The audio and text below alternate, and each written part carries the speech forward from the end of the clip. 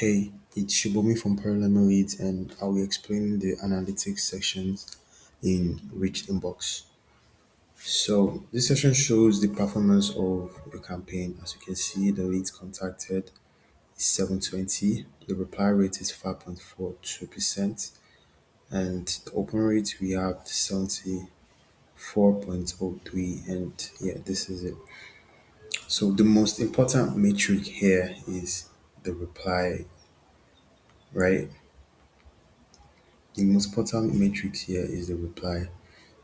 So you want to track how many people are responding and the quality of those response. Maybe if like majority of people are interested or not interested. So we want to know the quality of those replies and those responses gotten from them. Maybe if they are positive, neutral, or negative.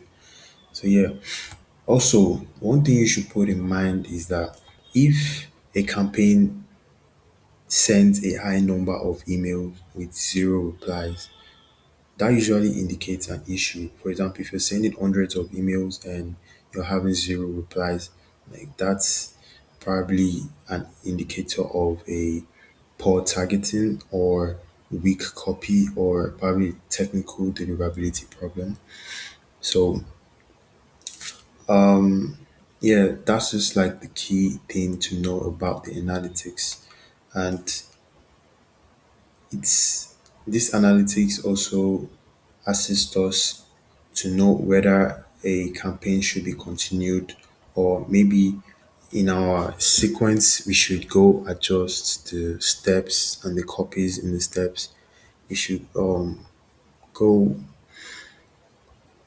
we should go fix the settings and ensure a good in order to ensure a good deliverability. So yeah, that's basically the brevity of what you need to know about the analytics section. So the key thing there is just to track the campaign performance and to know how well the campaign is going. So yeah, I'll see you on the next video. Bye.